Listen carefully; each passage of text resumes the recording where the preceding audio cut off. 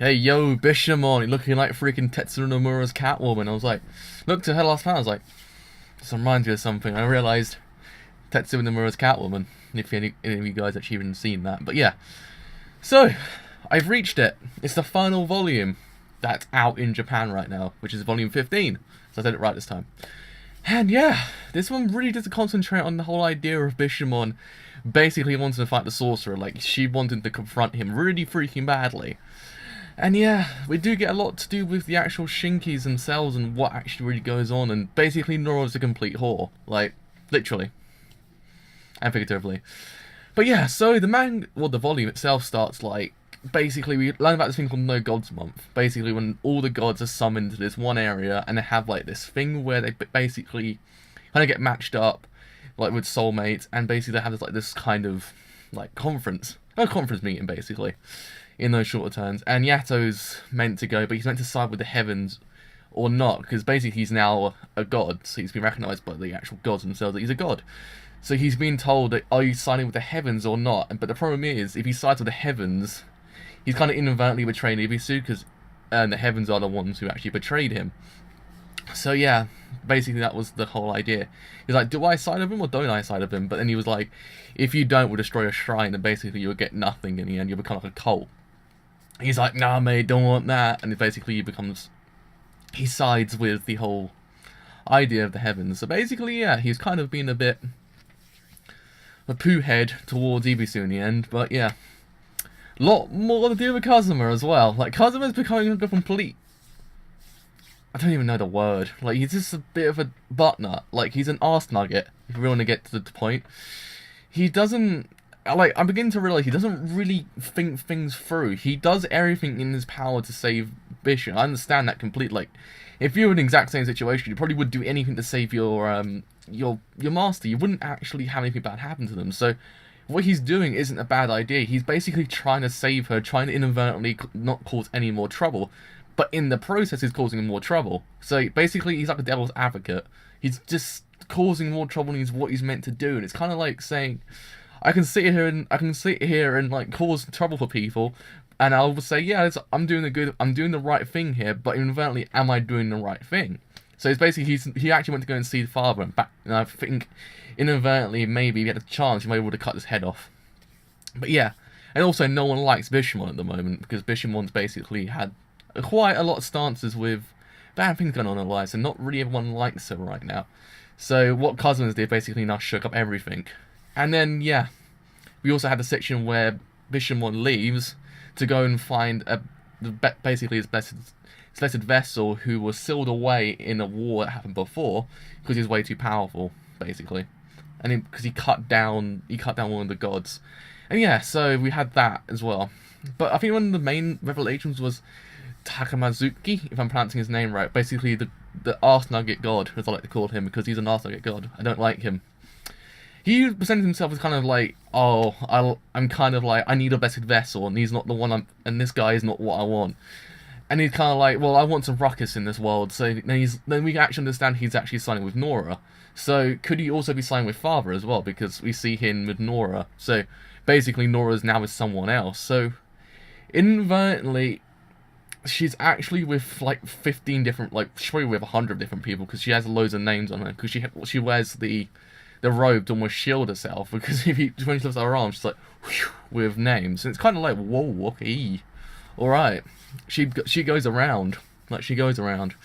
But yeah, I was like, no, when I found out. I was kind of like, no, mate. Nah. Getting a full English accent there. Nah, mate, just don't. This is getting a bit too frisky here. Like, Nora could have inadvertently caused more trouble than actual good, because when you think about it, Father's got like a 1-3 passer to heaven. That kind of idea could almost kill someone, but I don't know. They could also not cause any trouble, I don't know. I thought maybe that foreshadowing might have caused maybe something that's going to happen in the conference, but nothing's happened so far, so yeah. I guess I was wrong with my foreshadowing, but I thought maybe because Nora appeared, Father might actually go up to heaven and basically wreak havoc upon everyone and kill everyone there.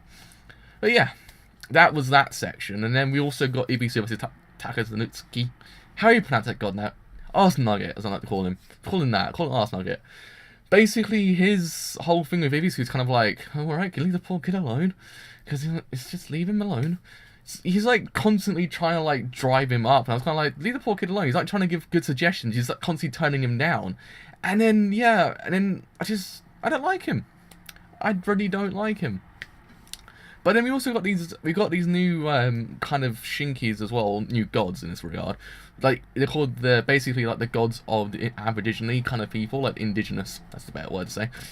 And yeah, basically we learn a lot about them and quite a detail. That's when we learn about the actual war that happened in the gods and how it overthrew all rogue gods. Basically, all rogue gods or rogue Shinkis basically died, like because the heavens overthrew them. That's when the whole thing about the blessed vessel came about. But yeah, so what we're getting so far is Bishamon basically wants to fight the sorcerer, take him down, and inadvertently kill Yato at the same time. But I don't think she realizes that yet, because I think she's hell-bent on trying to kill him, because in regards you want to kill him because he's a bad guy, but in regards you're killing your favorite character at the exact same time. So it's kind of providing that dynamic where you can't actually kill the bad guy, because if you kill the bad guy, you kill the good guy at the exact same time. I think in that regard, I quite like it, because it's just showing you can't really do very much. Do you want to sacrifice what a good person is? Originally was a bad person, but now it's a good person. Basically, to turn into basically almost save everyone else, you've got to kill one person in that regard. So it's needs of many to needs of few. That's the kind of thing I'm getting so far. And I quite like the dynamic between Ibisu and basically the whole idea that they were like kind of channeling in the ideas of what happened in Japan. Like the whole real world Japan ideas. And I was kind of like, yeah, this is actually pretty interesting. Because you did learn a lot about Shinkis and the stuff like that. Like Blessed Vessels basically come about because a god needs an enemy. So when he has an enemy in fights, and if say the Shinki puts his name on the line and says, I won't let you die, he will basically then turn to a Blessed Vessel, and that's what happens. That's how Blessed Vessel comes about. I thought, yeah, that was interesting. I thought I learned a lot more about Japan and Shinkis than I would learn if I actually went to a school of Japan Shinkis. So I was kind of like, okay, all right. Well, if there was ever a school that actually was just about Japan Shinkis, I probably would go there anyway, but that's beside the point. So yeah, going forward, Bishamon releases the actual kind of god that's, or basically the Shinki that's actually all-powerful Blessed Vessel, and basically comes Tetsuro Nomura's Catwoman. And yeah, so going forward, I basically imagine that it's going to be a massive fight, because now she's kind of defiled the god's law. She's gone against God. Basically, she's gone against heaven. Like, she's just saying, F you, heaven, you don't like me anyway, so she's going to do whatever hell she wants. In that regard, go for it, girl. But then you realise there's a repercussion behind that. So maybe she's not seeing what she's doing as well, like Kazuma's not seeing what he's doing. And also, before I forget, this is another thing, is the actual time when Kofuku actually tied both Yato and Hiyori as soulmates. Which, if you kept up going, Kofuku's basically the god of poverty, so god of destruction, the god of misfortune, that kind of thing. And yeah, so you know that ship ain't gonna happen, because she's tied them together and she's the god of misfortune. So she's kind of now inadvertently caused more trouble for Yatori than I don't even freaking know. That's kind of like, my nose is actually really itchy. But yeah, so that was inadvertently a pretty damn interesting volume just for that said regard. Going forward, I don't know what to expect. Now I'm to 60, and 61, 62 is with the most latest volume, one of the latest chapters. So this is the last volume I can actually cover, because the rest of them now not even come out yet. There's not been 4 chapters so far, it's only been 3. So February would be the time when volume 16 comes out. So yeah, that was volume 15 in a nutshell. Going forward, I don't know what to expect. Hopefully we get a God versus heaven kind of fight. Some people are going to die, I can imagine, because it's basically Noragami. If someone doesn't die, it ain't Noragami. It's like a Gundam series. It's the main character doesn't die in Gundam, it's not Gundam. Same thing here. If someone doesn't die, it's not freaking Noragami. Father can't die, so that's another dynamic we got. And also, there's a lot of theories between what Yato and him had together. So, yeah. I mean, going forward, I have no idea what to expect, because it seems kind of interesting. But yeah, that was Noragami in a nutshell. Hopefully you guys actually enjoyed the volume reviews that I've done for the past 15 days. So, about over 2 weeks. Almost 3, including chapter 1 I did.